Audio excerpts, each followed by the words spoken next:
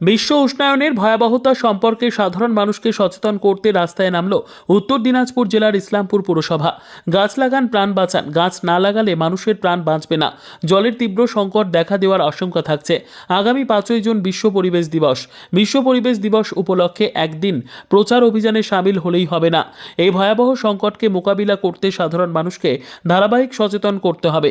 বৃহস্পতিবার ইসলামপুর পুরসভার উদ্যোগে পুর নাগরিকদের গাছ লাগানোর জন্য প্রচার যাত্রা করা হলো। পুরসভার পুরপ্রধান কানাইয়ালাল আগরওয়াল সহ কাউন্সিলর এবং পুরকর্মীরা এই শোভাযাত্রায় অংশ নিয়েছিলেন। পুরপ্রধান কানাইয়ালাল আগরওয়াল জানিয়েছেন, গাছ কেটে শহরে প্রতিদিন নতুন নতুন বাড়ি তৈরি হচ্ছে। যেভাবে গাছ কাটা হচ্ছে সেই পরিমাণে গাছ লাগানো হচ্ছে না। গাছ কমে যাওয়ায় পরিবেশের ভারসাম্য নষ্ট হচ্ছে। জলের সংকট দেখা দিতে পারে। পুর নাগরিকদের সচেতন করতেই পরিবেশ দিবসের আগে এ ধরনের সচেতনতামূলক প্রচার। আমার পক্ষ থেকে অমৃত উদ্যোগে এই ধরনের ব্যবস্থাপনা ওমেন ফর ট্রিজ কি বলবেন?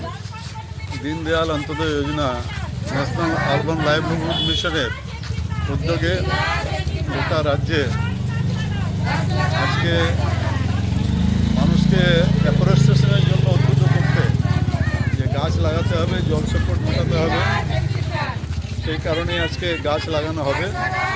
এখানে আসলে আজকে আমরা এই 5ই জুন অ্যাফরেস্ট যে বিশ্ব দিবস, সেদিন গাছ লাগানো হবে। আজকে আমরা প্রিপারেটরি যেটা দরকার কাজ করার জন্য সেই ব্যবস্থাটা আজকে করব।